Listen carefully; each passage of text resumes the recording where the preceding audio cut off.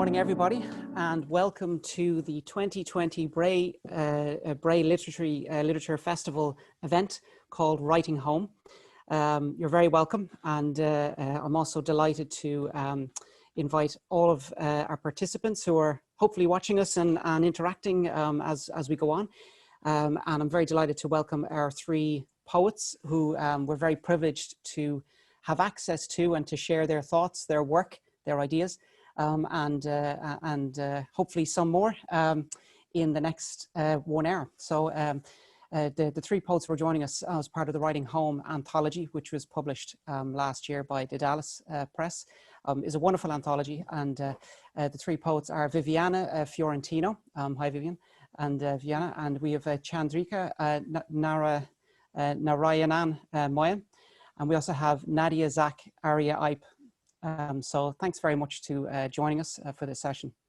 The proceedings today are that we're going to listen to and be exposed to some of the work of our poets.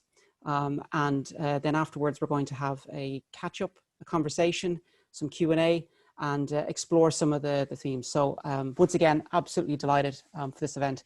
And just to say, my name is Tony Daly. I'm a Bray resident and work locally in education work. So just to very briefly introduce myself. So our three distinguished poets have been very active in the poetry circuit from Ireland and for a number of years now, since 2018. And I'll let them say hello. So feel free to have a wave and say hi to everybody there as you're going on. So I'm going to hand the floor over to Viviana first. Go for it, Viviana. Thank you very much, Tony. I'm delighted to be here today. I thank you, Tanya Farrelly, Nestor Maoni, and the Bray Lit Festival for inviting me today. And I'm delighted to read my work from the anthology, the Writing Home. And this work, these poems, came from an experience of a project of translation, English-Italian, with Maria McManus and Northern Irish poets. And I will read today in English and two poems in Italian as well. So I read now. Landing.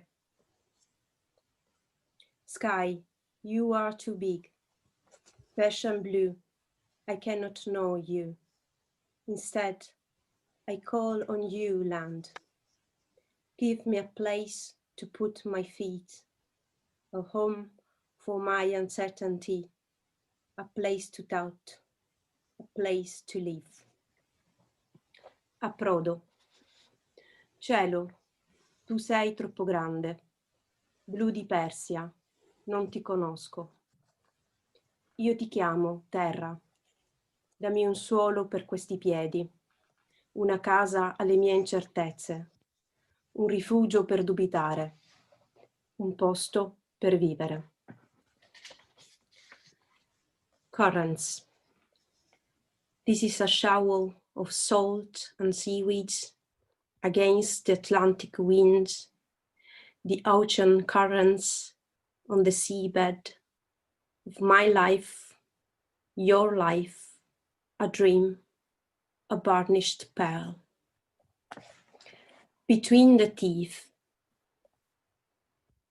we blather, idling, chittering, time passes, like ice melting or something sweet, dissolving in the mouth, yet thickening there between the teeth. I know the wind carries more than spores, chances, places to fall or settle, and roots in moss, like chanterelles in carrageen or sphagnum, and others, and yet others. There is a white light in you still, grown from the heart of your sorrow seeds, hesitant and latent, secret as stone. Roses. In my mind, I can still tend the rose garden of my childhood inside me, as if it is my blood, as if it is serum pulsing season on season. Back then, at the shore, beach star on my feet, I was a child, but a space remained, plump, pink, liminal and pure, between its cloying stain and the life in me.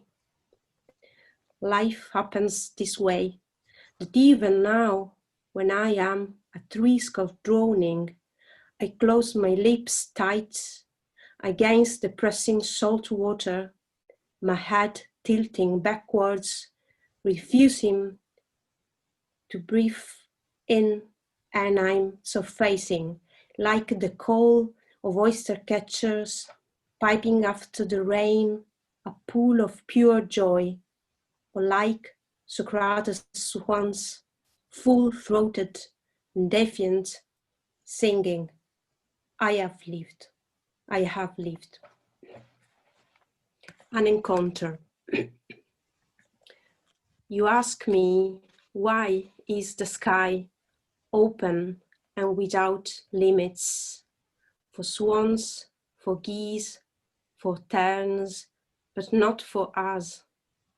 Here, we cannot even see the sky. This room is suffocating, hot, without windows. Strip lights cast shadows of our hands across this table. Like birds, we are trapped and disorientated in white light, milling, crying out into the dark, left to our own instincts. We could find our way on cool nights, navigating with the stars, the coastline, landmarks. Un incontro. Oggi troppo strana la coincidenza, e le tue mani lontane e le mie immobili alla tavola degli eventi. Sotto la luce a neon c'è anche questo, l'orrore delle cose, e sentirsi sbagliati. E non tremiamo, perché siamo corde slacciate o spezzate dal caso. Mi avevi detto il cielo, perché poi era compatto per cigni esterne, ma non più per noi. Mi avevi detto che pure stranieri attraversano confini e l'aria la respirano tutta, come fosse ossigeno e senza differenza. Allora io ero uscita e, dopo il cancello, avevo cercato dov'era il punto che tu indicavi, quella crepa del cielo, dove per noi le cose si spezzano. Thank you very much. Great, thanks for that. Thanks for that, Viviana.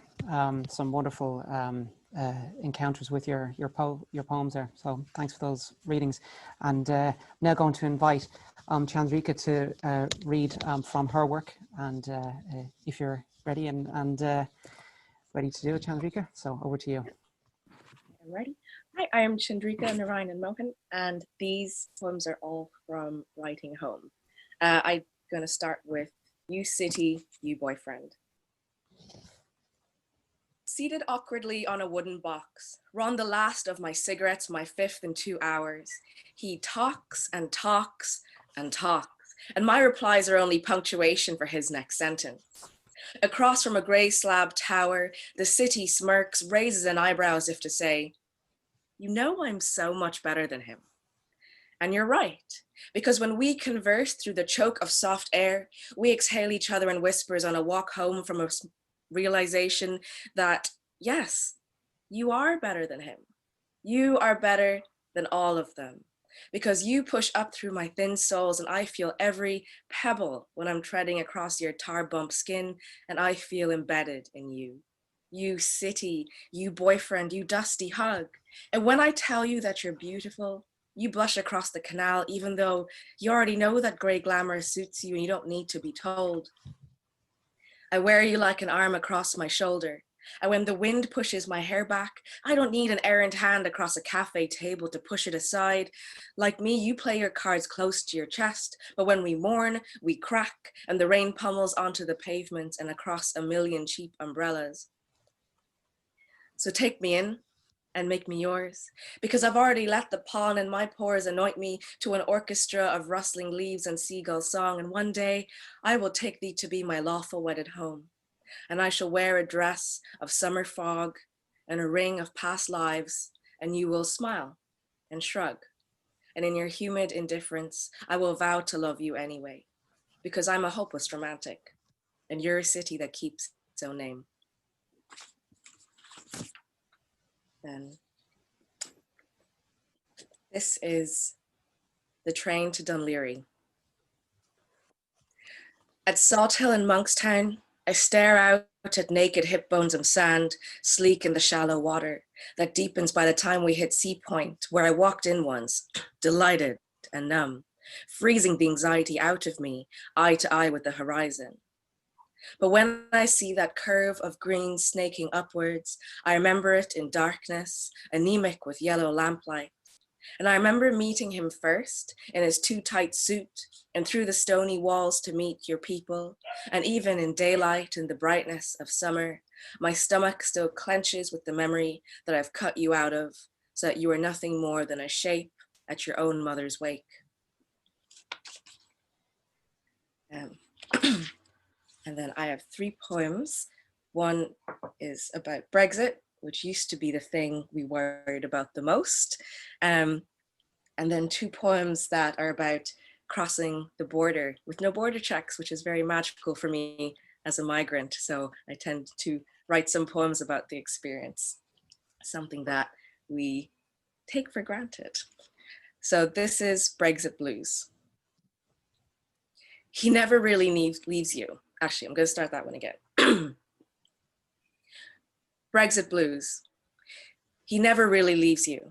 I cry in my bathrobe, I make a playlist. England, I love you, but you're bringing me down. My boyfriend is confused. The UK just dumped me. He doesn't get it. The country leaves my veins.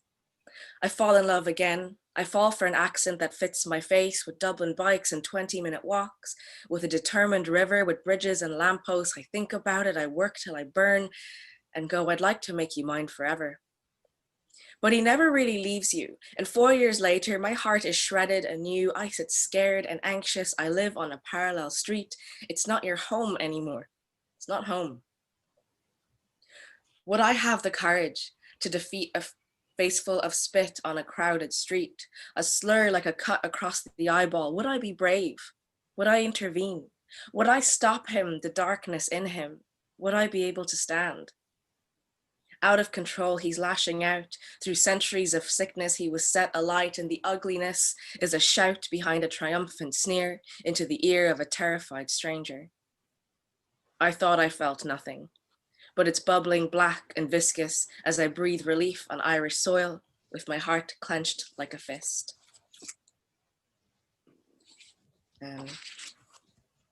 This is called the 1035, from Belfast Central to Dublin Connolly. A behemoth sweeps by in a screech of city dust metal, warm blood on a cold spoon, Dublin winter smell. A horror movie clink of chains is only the bulk of a man releasing his two-wheel steed from a pole down the middle of O'Connell Street. I go north for the night, to speed around a different country with voices like marbles and pink flesh-spit mouths. The cathedral quarter has yet to reach a crescendo before I get a lift back to an Airbnb off of Orma Road. Next morning, heading south, in purple seats full of birdcage chatter, someone mentions Theresa May, and I can already taste the soft melt of Cadbury as I decline when she offers me a piece. My phone hasn't alerted me to a change of provider yet. The landscape betrays nothing, only graveyards, silk-misted farmhouses, and double glazed windows sunk into brick, warming in the morning sun. And my last one is called Plane Train. Legging it off the plane to be the first in line, striding through the airport, queuing for hours, itchy feet, bored, scrolling until bland-faced official looks, types, stamps, doesn't smile, ordeal over, anxiety subsides. But today I am kissing the earth with speed, velvet hills whipping past in poison green and bruised lip blues. The only signs of crossing is a text on my screen. But what if I'm caught? There be no turning back, so I keep hold of my passport as we slip down the tracks, ready for when the winds may change. Thank you. Wonderful, thank you for that, Chandrika. Lots of themes in there. We'll be coming back to some of that, some of those themes as well later on. Brexit blues. Oof. I've got the shivers from that.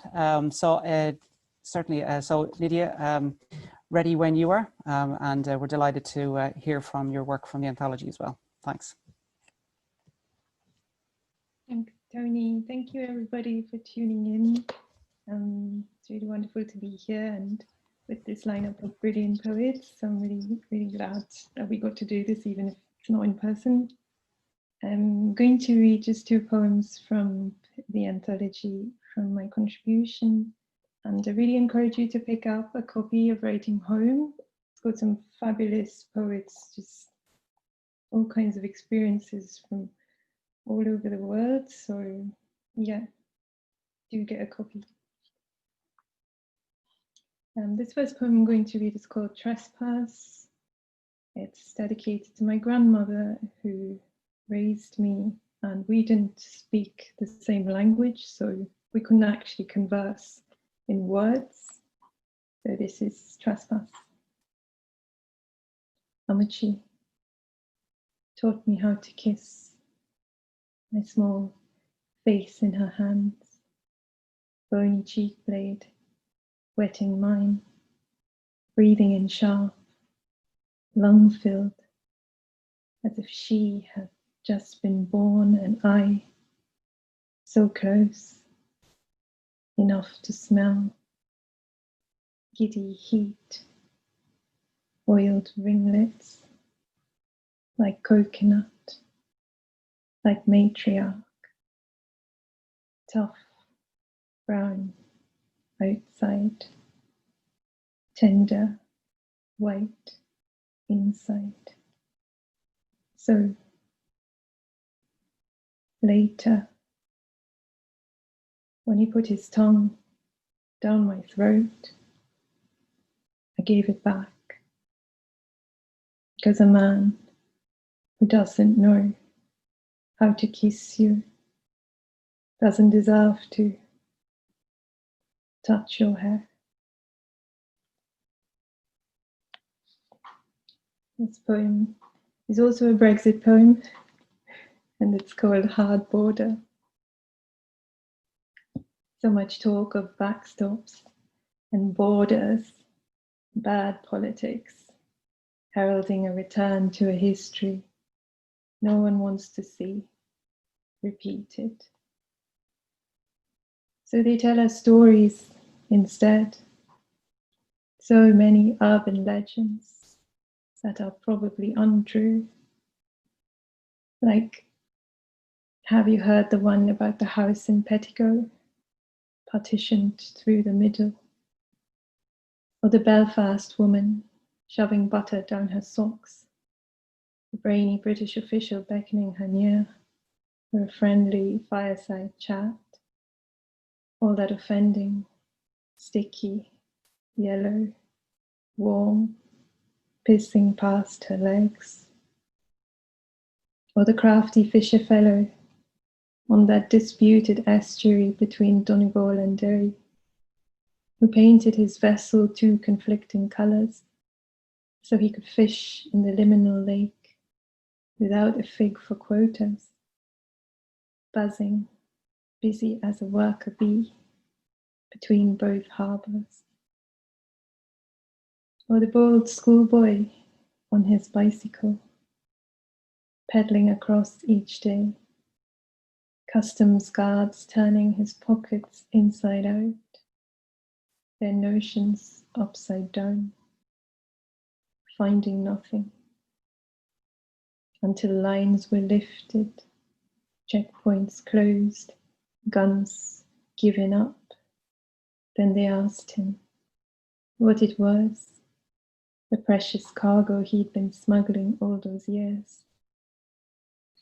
They thought he'd never come around. And he said, like any boy that age, bicycles. Because what could we love any more than the things which give us wings? Thank you.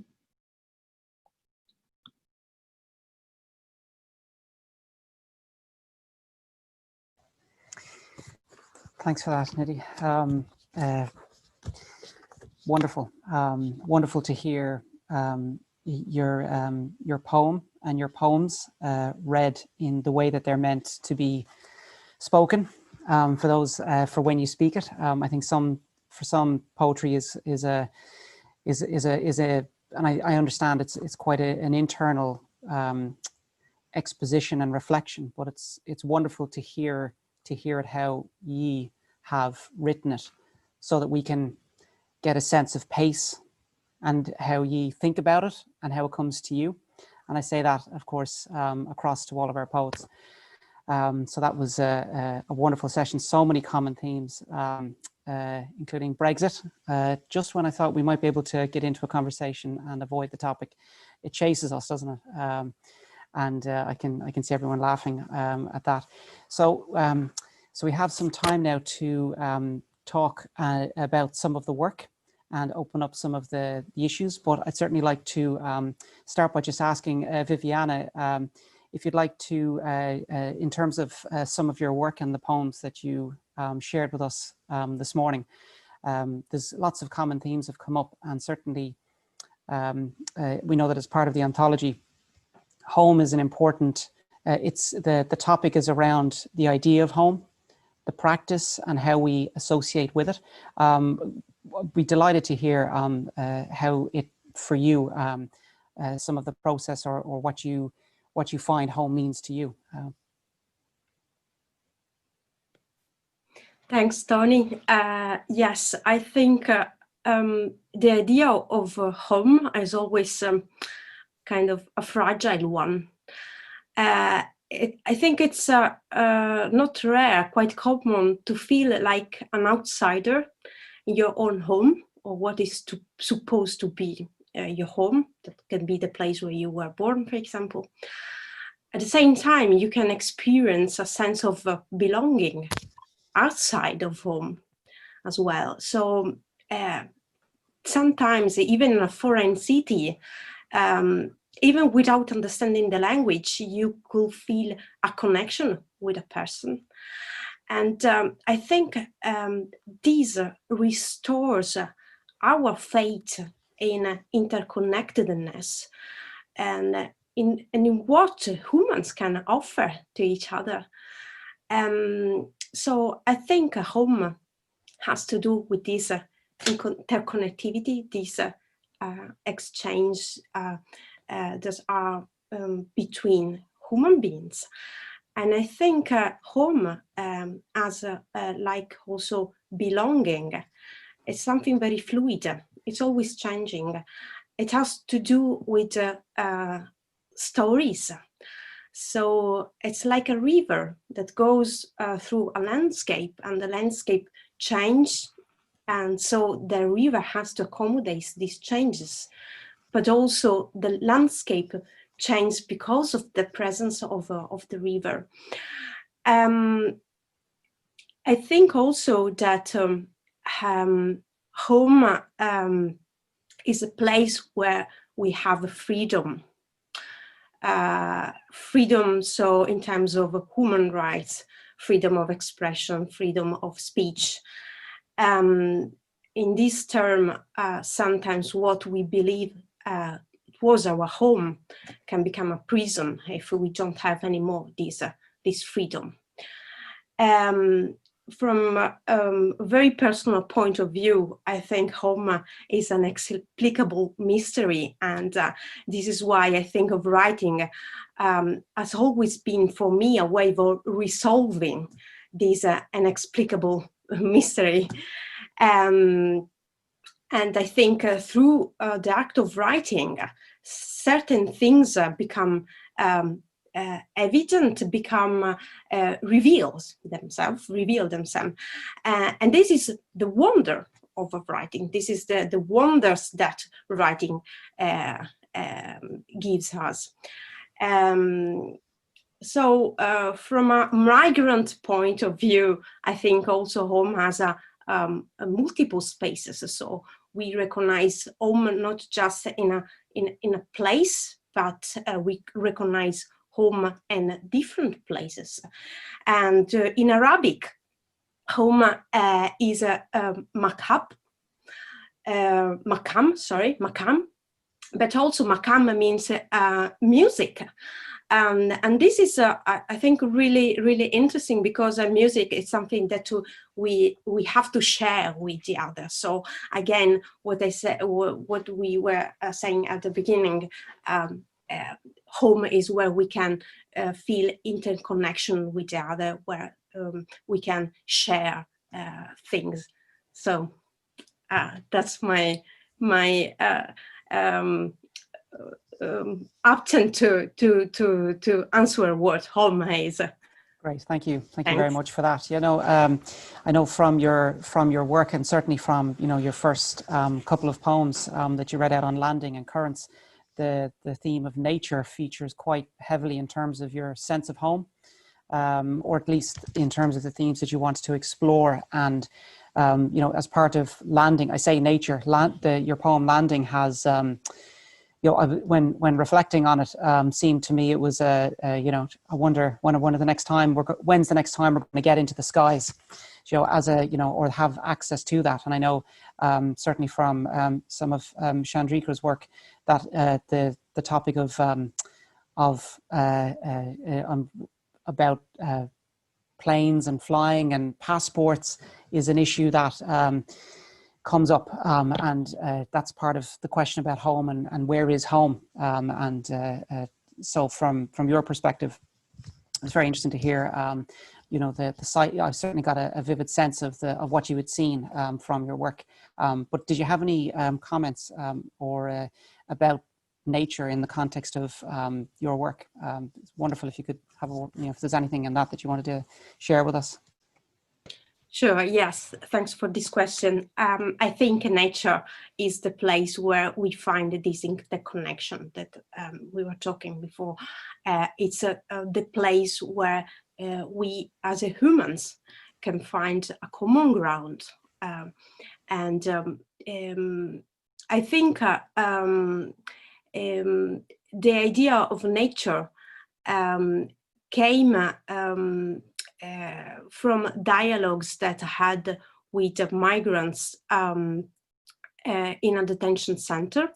I volunteer in a group where we visit a detention center in Northern Ireland. So we bring solidarity, and we chat with these people, with these migrants that are in this center. And the most common question that I heard chatting with these people was why birds can pass borders, why we cannot, why nature is free and we cannot pass through nature, why we cannot be free as the nature is. And these poems were profoundly inspired by these conversations that I had with these people. And I think also that from my own experience, but also from this chat, it came to my life the feeling that one of the basic desire we have as a human being is as having a refuge and having our feet on the ground.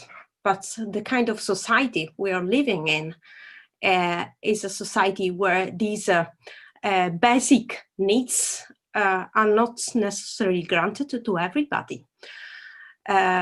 So we are losing the contact with the nature at different levels. So we are losing our relationship with nature on a basic level, like we live in cities, for example, but also on another level. So as a human beings, we need a ground, we need a sky, we need this kind of freedom of a relationship with nature that for most of the people on the world is not granted anymore. I think those comments are really powerful. I think when the submission process was open for when the anthology was being put together, and you were all working through the hard labor of creative processes to develop as that was around March last year, when the climate strikes were being organized and young people were on the streets. And the idea of climate change and climate justice and intergenerational connection to nature around that were being shouted, protested, and defended and argued over loudly. And I think that your work is actually really important as a reminder about home in that context, is that it's our collective home. There is no planet B, is something I can hear based on what you've said, and certainly reading and thinking from what you've written, Viviana. So happy to talk about that when we're chatting together as well. And I suspect it's a theme that everybody has lots of views on. So Chandrika, if in terms of the being shared with the Brexit Blues,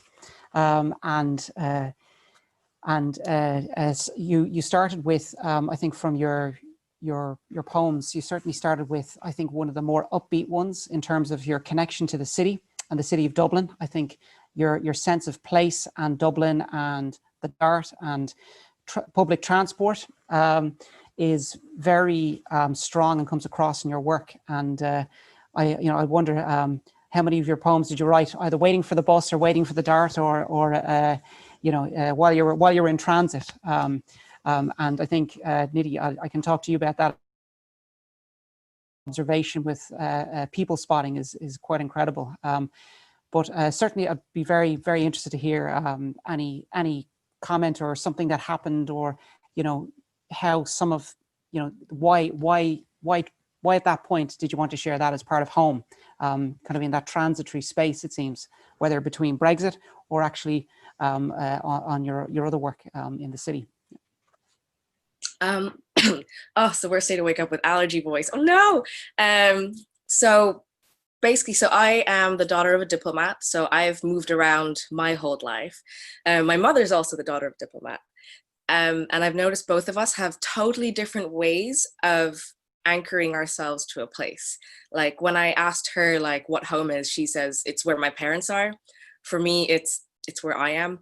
Like I have to figure that out wherever I go. And because I don't have family here, because friends come and go, especially if you make friends with other migrants, they come and go as well, especially if they're non-EU. You'll be friends for a few years and then they're gone. So I tend to instinctively anchor myself to a city as my way of feeling stable and connected, like literally thinking about the concrete, the pavement, like the really sensory aspects. That's how I kind of reach in and like hold myself down. And so I tend to write a lot of like love letters to Dublin as part of that. And this is one of them. And in my head, I do tend to compare people to a city, like sort of anthropomorphizing it almost. So that's my way to feel connected. And I suppose when I walk down streets or sometimes waiting for buses or whatever, the sensory experience is what anchors me here. Like, the poem where I just the screech of the Lewis as it comes in, like that's such a sound that Dubliners would recognize in a second. They hear that noise, they're like, oh, that's the sound of the Lewis. So for me, all those sensory city experiences makes me feel like I'm in on the joke. Like, I know what that sounds like. I know what that feels like. Therefore, I must be a Dubliner. I must belong here. And yeah, I never even thought, like, of course I do write about sort of transitional spaces on public transport, going from point A to point B. It's like, oh yeah, it's very obvious now you mention it. And of course, things like crossing an invisible border is like, what an experience for someone who's like immigration, like runs my entire life. I've ended up here because of immigration. Like I haven't had much choice in these matters. So even like having a sense of choice, like I'm gonna go north tonight, I'm gonna come back, and that's fine. And for me, that's quite an alien experience. And of course that is up in the air as well, but for now it is. And sort of with the Brexit poem, so obviously I tried to anchor myself to London back then, and it never quite took hold. So it was like kind of a back and forth of trying to prove that I belonged there, but it never felt right. But I turned up here, and sort of same as what Viviana was saying, sometimes you just turn up somewhere and you just feel connected, it just feels right. And all the other, I guess, justifications of that came afterwards, where I'm like, oh no, it is right for me. The more I experience, the more I realize I do belong here. And I am trying to apply for Irish citizenship, but because they shut down all the offices over summer, I'm gonna have to delay it by like a year. So it'll take 2 years instead of this year, basically. And actually what's interesting is during lockdown, like I live alone, had a lot of time to think and trying to write through some of it, and sort of being asked to write essays or, you know, writing applications as essays. It's almost like very intense therapy of going, why do you write what you write? And actually an essay that's part of a project that Nidhi is part of. I wrote an essay about sort of my connection back to India, which is something that, I don't know, as a third culture person, which is someone whose parents sort of move them around, you don't have one sense of home. I almost reject it because I want to push away people's expectations of, you know, what I am. But sometimes you kind of push too far and push your origins too far away from you. And it's only like in the last few months, I've been sort of doing that with my poetry, like looking actually back. And I realized that I reach into the present and into the future almost too much to, in a defensive way, to say, no, I belong here. Look, I only write about Dublin. Look how much I belong here. And it's only through writing again that I'm writing about my actual memories, about family, and going, you do have memories of another country. Like, you can write about them. You don't have to push them away all the time. Just because it's not home in the way that I've adapted to home, it's still part of DNA. It's still there. And I am in the process of having that existential crisis. But writing is very much the way to process it, because once you articulate it, you kind of sit back, look at it and go, I didn't even know I thought that. I didn't even know I had these poems in me. And then it's almost like memories start rushing up, and then I have to like quickly write them down. So yeah, the whole process. If I can just stop you there, or not even stop, but to add on what you're saying, Chandrika, that the pace of your writing is interesting, actually, and occurs to me that, as you were saying, that the kind of the rush of living in a city and kind of writing what you see and trying to capture it before it's gone, and the pace of that coming across is quite amazing, actually. I'm reading through your work, and actually when you're looking at other parts of reflecting further back, it may not come, or then the need to write it quickly is not coming out, but actually you can take your time. So time and space, and creating a space to look back is definitely something that is coming across wonderfully in terms of pacing of your work, because it's quite, you experiencing it. And I think I needed to kind of take a moment afterwards reading some of it, because it was like a shot glass of orange juice. You kind of like, yeah, okay, great. And it was like, wow, and you kind of let the sensory side of it in, undeniably. But yeah, so your sense of time and space and so on obviously comes out as you're exploring, your past even more. So thanks for that, and some wonderful comments there.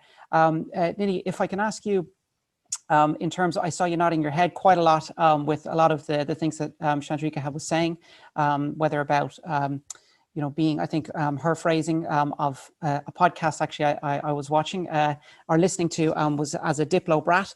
Chandrika had declared herself as, and you know, the traveling between places and being on the move, and whether by choice or whether you are being moved or, you know, going with family is something that I know you are actively engaging with in terms of the points that are being raised. Do you have a comment or a reflection on that in terms of your writing or even just in terms of anything that has been said so far?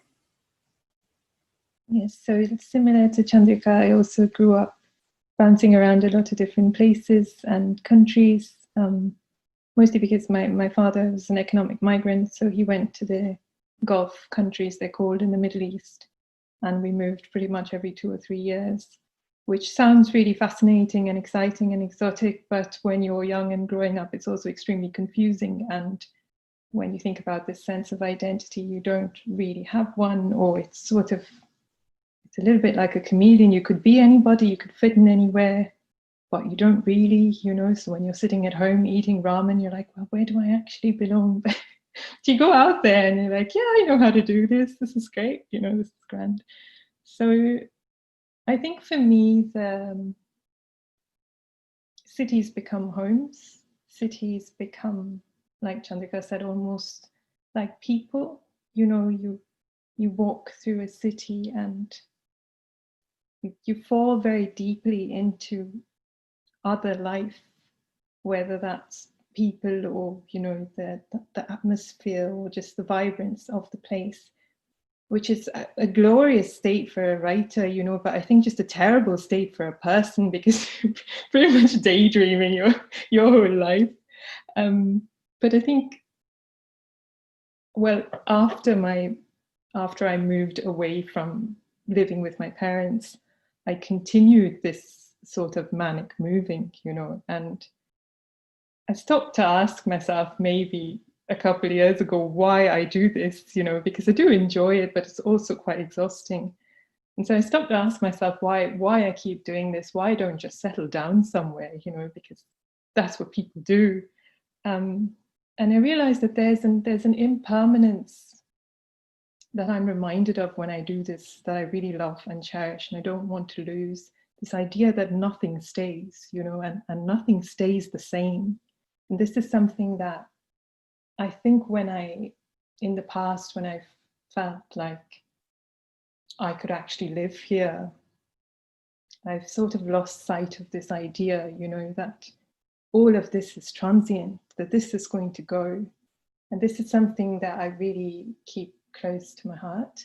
And so I think one of the reasons why moving and movement is so important to me through time is because it is a reminder of that eventual destination that we're all headed to. And so I think in a way, all of my poems are addressing that, you know, that sort of final departure. But you can fool yourself by having these mini departures along the way and you know, delaying that sort of thinking about the end point. And also with language, I think one of the ways that I find myself understanding the place that I'm in is by imbibing the language that is being spoken around me, and also by imbibing sort of these historic languages, you know, that have created a place and maybe now are forgotten. So when I moved back to India, I was about 8, and it was because the Gulf War had began in the Middle East in 91, and so we were evacuated along with lots of other citizens from different countries. And when I returned to India, my parents were from different parts of India, so they didn't share a common Indian language, so we never learned any other language except English. So when I went back to India and we had to learn Hindi, I found it really difficult because it was an entirely different script and I never heard it spoken before. But everybody in school obviously was quite fluent in it. So that language became a source of shame for me. It became, you know, a marker of my difference, even though I looked like an Indian. I spoke like a little BBC broadcaster in training or something, you know, and it was really difficult when you're growing up with people who obviously at that age everything becomes a reason to tease. But so what I did was I decided to take, when we had the choice to do an elective language, I decided to take Sanskrit because I felt like I would have at least a common starting point. You know, nobody was coming in with already this sort of cultural and, you know, linguistic capacity. We were all starting from the same point, and somehow learning that language really opened up the mysteries of, I think, the origins of language for me, why we communicate at all, you know, because it's sort of like Greek, the proto language for the rest of the Indian languages, they're all derived from it somehow. So that really helped me to understand what language is and what it can do for us, and why we feel the need to express ourselves, you know, and set me on the path of writing. And I think for me, home is what you return to, you know. It doesn't have to be a place, it can even be a sort of emotional or spiritual part of you, but it's something that you keep coming back to. And for me, it's very tied up in, or with, nostalgia, which the root of that word is actually nostos, is return, and algo is sort of a pain or a suffering. So it's the pain of wanting to return somewhere, you know. And I think a lot of my poems, like Chandrika was saying, hers are sort of very focused on the present and the future. A lot of mine are looking back and trying to understand what that yearning is really, where I'm trying to return to, you know, and if that's even something that I can articulate or try to.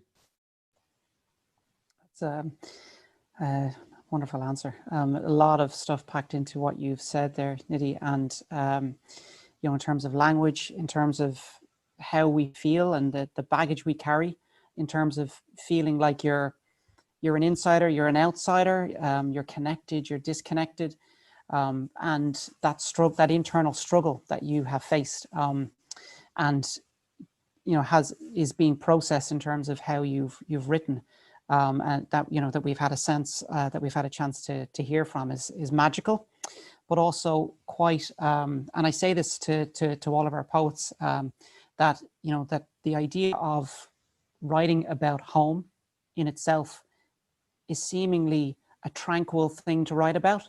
Might be a primary school activity. Actually, you kind of go, well, you know, children can write about home, fine. But actually, when we think about the world today and what's going on around us and the encounters and experiences that you've had, it's both a, you know, can be quite a revolutionary space for writing. It's quite provocative.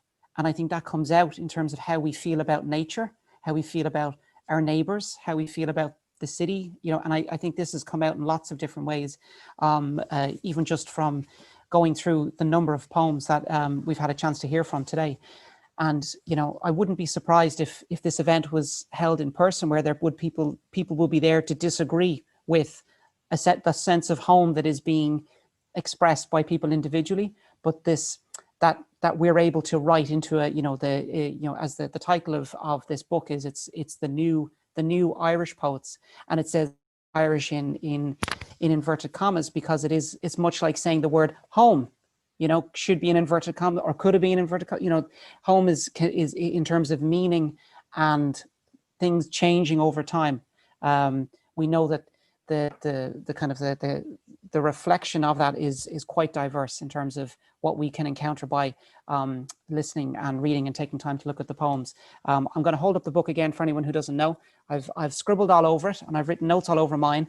I haven't done that to a book in a long time, but it feels good actually to kind of really connect with books and hold them and do that and own it and process it and let it in.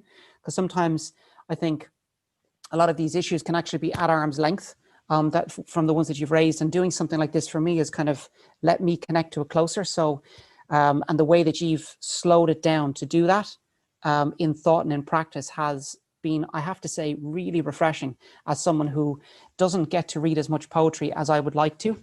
And I think it's a huge resource to be able to take the time to read and do that and let it in, rather than just argue out or be defensive or have these kind of very public debates about it, or, you know, the exercises that seem to be about something that is about defending a ground and opposing something else is quite different to how we get to read and let the idea of home in, and our common home and common homes and what we have, how that gets collected together when we think about it, and the connections between different senses of home. So the space that we have now is certainly to kind of allow anyone to respond to any of the comments that are there. I know that, I've talked a little bit about you know, connecting to others and the, you know, the othering of others, or how we get othered by stereotyping. And, you know, I think, Chandrika, you were saying as well about how you have a sense of self and you're struggling against or pushing away your own origins, I think was a phrase you used, in terms of how we connect to our own sense of ourself, and how people connect ideas onto us, and we get stereotyped and packaged up, and our identity is in some way compressed. I think that the sense of your poems is very much the opposite. I think I did a rough count of the countries that everyone has lived in who's taken part in the session. Our poets have lived in 21 countries across our three poets today. And I'm just saying that for a moment to just recognize that, that there's 21 countries, and all of what's come out of your writing reflects moments, parts of that, lots of it. And so I'm happy to, has anyone got a response to some of what I've mentioned? Very happy to open the floor. Yeah. Whether, Chandrika, if you wanted to comment on that further, you're welcome to.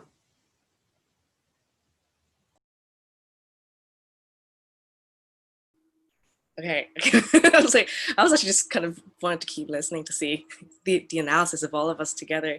I mean, yeah, I think it's interesting to hear our different takes on how that works. I'm actually really interested in what you just said, Nidhi, about language and stereotypes. And it's actually funny because so my mother was posted to Italy for a while. So our family meal is carbonara. Most people do not find that normal for an Indian family. And she speaks fluent Italian. Both my parents actually speak fluent Italian. And these are all things that people don't know what to deal with. And so I don't talk about it, because why deal with their insight on that? Like what could they possibly have to say about it, unless I'm talking to someone like either of you who know exactly what that's like. So kind of going against, it's kind of weird, because then how do you pose yourself when you avoid stereotypes? Like, in one way, I'm Western passing, and I know that's a privilege in itself as well, because I don't get pulled up at, you know, airports the way other people might. I don't get the same comments that other Indian people who dress in traditional Indian clothes get. So I know it's a privilege, but it's also really weird, because then people don't know how to place me. And then I get all the jokes of, oh, you're like the whitest Indian I know. And I have perpetuated that joke. I know I have over the years, as a way of assimilating and ingratiating myself with the host culture. Like, yeah, you can make fun of me, it's okay. I have now decided to really stop that, because it's really rubbish, because there is no such thing as Indian culture. Like, it's so fluid. First of all, India is the size of Europe, you know, according to actual geographically accurate maps. Like, it's never going to be one singular culture or thing. And I know that's the same for pretty much every country. And the stereotypes are what flatten it to something that's not even true. And then going back to India, oh, it's so nice to hear Nidhi talk about things that I suffer from, and I never get to talk about it, because I also, my family also were different. Like, my grandmother was Burmese, grandfather was Indian, therefore brought up in English. I was brought up entirely in English, and I had to learn Hindi as a second language. Therefore, I don't fit into India, because the first thing an Indian says is, you don't know Hindi, so I get judged by Indians. And then, you know, basically Western people are like, how do you not know your own language? And it's like a whole thing. And I don't want to go into an hour-long explanation of, actually, I used to know fluent Swedish. Can you do that? You know? Like it's complex, the thing about language and belonging. And I actually think it's fascinating that Nidhi's just like, I'm going to learn Sanskrit. Let's see you try and pick a hole in that. I think that's awesome, because I haven't done something that out of a sense of initiative. I haven't taken the reins of my own belonging yet. I'm only starting to do that now. I think that's a very interesting way to do it, because I actually am really good at picking up languages. I've just always struggled with Hindi. I seem to work better with the sort of, I mean, someone who's better at languages would know, but like the structure of like Swedish or German, Spanish, like romantic languages, I pick up no problem. So yeah, and you know, I can hear my mom talking in Italian sometimes as well. So yeah, it's interesting. What you're always fighting against what people think of you, but then you have to figure out what you're presenting, and that takes years of self-work and like therapy and writing or whatever it needs to go, yeah, but this is what I am and I'm going to present this to the world. That takes a long time to figure out though.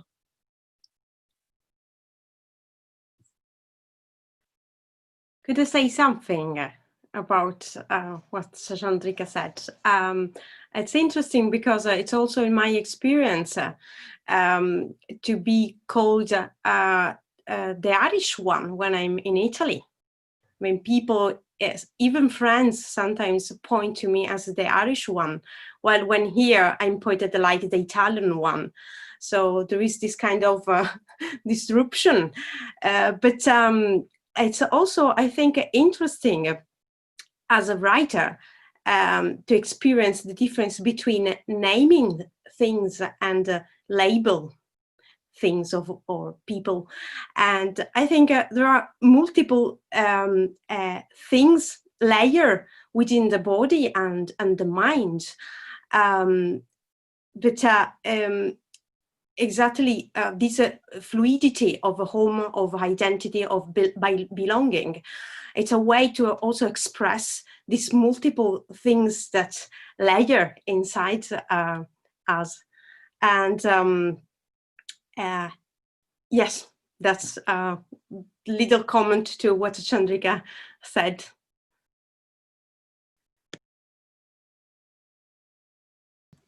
Great, thanks for that as well, Viviana. And great comment. Thanks, Chandrika, about language and both, you know, something that can both be seemingly neutral, but actually can be quite loaded, depending on who's saying, not just who's saying what, but how you are seen and what languages do you speak. I think, you know, your comments about traveling north, you know, going north to Northern Ireland, going to Belfast, and even the language that you use, you know, even if it is a form of English, just certain words can identify you in certain ways that you get judged. And I think it's part of language, and part of the struggle is about overcoming some of those obstacles or being able to call them out or taking time to process it. And I think being able to, you know, go and learn new languages along the way, or, you know, second and third languages in some way as a way to process your past and think about your future sounds like an incredible exercise that you've gone through. In terms of some of the topics that have come up across the poems and across your work, I know for me, you know, being able to have the privilege of chatting and introducing 3 female poets writing during the current period in global history and, you know, global stories and global politics as quite challenging. If I can update people that in the last couple of months that the number of false or misleading messages that have come out of Washington, according to the Washington Post, has superseded 15,000 items, whether that's tweets or messages and so on. And I know that to be able to write on the ways that you've processed issues in your own lives and politics around you and people you've encountered is hugely challenging to do that. It's putting your voice forward, and it can't be easy to kind of look that in the eye and follow through with a reflection, and in a way that may be, you know, putting it on record as a way of just addressing. I think it was, there was a phrasing I wrote down from Nidhi. You talked about they tell us stories instead. This is about politicians, backstops in particular. Instead, so many urban legends that are probably untrue. The amount of urban legends that are being flushed out into the way that we think about the world today is an ocean of untruths. That you've made have challenged that in a very particular way. And I'm saying that in a very open way. If anybody would like to come in at any of what I'm saying, please do. But a question I have is about, the question that I would like to put to everybody is about how those involved in, whether it's parents or teachers or in learning contexts with young people today, and I say young between the age of, I'll say from age 6 up until age 30, young people today, that there are opportunities to encounter ways of thinking about home, and certainly from work like what you have written. And what might you suggest to anyone who looks to learn about these issues that you're, and the themes that you've brought out in your poems? How might teachers use some of this work, or how might we, not just teachers but parents, share these stories with their house? I'm very interested to hear any reflections you might have on reaching new audiences and certainly getting the word out in a way that allows people to process it. Certainly the way I have, but this is about reaching new audiences, and maybe you have some experiences of that, of talking to educators. I'm very happy to hear a comment from everyone before we wrap up. Yeah. I think one of the things about this book and this concept of the new Irish, you know, and it also comes up in a new anthology edited by Sinead Gleeson called The Art of the Glimpse, where she has included a lot of newer voices and ones that wouldn't traditionally be maybe considered Irish. This concept of a national literature always makes me uneasy, because it privileges, you know, the primacy of the nation state and the associated structures of power that govern that. So it's like, the question is always who gets to be an Irish writer, you know?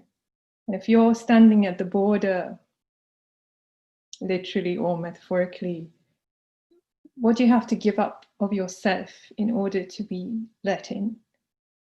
And for me, the interesting thing about encountering writing like this is that it challenges that notion, and it asks you to consider the question, you know, what is Irish writing today? Like, who is an Irish writer today? And I think it's an uncomfortable question for a lot of people, because it does draw on that baggage and that history and that, you know, sort of colonial overtones that accompany it, and what's happening today as well, when you look at, you know, how we treat people who come in who we see as different from ourselves, whether they're refugees or migrants or, you know, asylum seekers or whoever it may be, people who are from a different socioeconomic class as well. This is something that is not often talked about, but I think is also really relevant.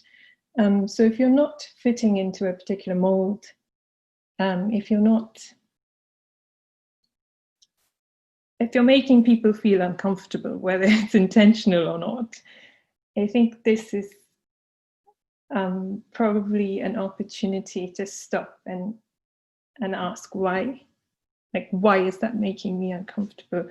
What is it about this person or this work or this art or this whatever it is that is, you know, grating at something in me? Because it's usually an opinion or a received sort of urban legend sometimes that you haven't really questioned, but now you have the chance to. So I think one of the things for me would be moving to a sort of curiosity around these things rather than a defensive me versus them approach, you know, which obviously in politics gets peddled a lot. But I think if we do actually want to, you know, address this in sort of the generations to come, I think we have to move from a fear-based approach to difference to a curiosity-based approach to difference, and eventually, hopefully, to a celebratory approach to difference. So it's like, you know, the fact that there is so much diversity and difference and just, you know, ranges of experience and thoughts is actually something fantastic and not something that we have to cower away from or feel like is somehow, you know, destroying what we are, because it's bringing in and enriching what we have rather than just, you know, meaning that we now can't exist because this new thing exists and we can't all coexist in a way. You know, that's how I feel about it. Great, thanks for that, Nidhi. I've been signaled that we're approaching time on our session. So what I have the honor of doing is thanking everybody, thanking all of our poets, Viviana, Nidhi and Chandrika, for joining us, sharing their work. I'm going to hold up Writing Home, the New Irish Poets Anthology again. It is well worth it. So please get stuck in, buy the book, have it, jot notes down in it, share it with friends, talk about it. And I think it is important to talk about it and not just leave others in higher spaces to do decision-making about a lot of the politics that are around, a lot of the issues that are addressed. I think being able to smell the Atlantic salt of Viviana's sea, air and wind, you know, being able to experience some of the butter that gets shoved down socks from Chandrika's Brexit transitory poems, and certainly, that's Nidhi's one, and to do with soft chocolate and Cadbury's, and certainly that's from Chandrika's one. I think the soft chocolate of Brexit comes through. So I think they're very vivid scenes and stories are painted and put on for us to experience and encounter. And I think the anthology is well worth your investment. But I also think it's also a huge privilege for me to say thank you to everybody for joining us, and hope you enjoy the rest of your festival. Get stuck in, and we'll see you soon. Thanks.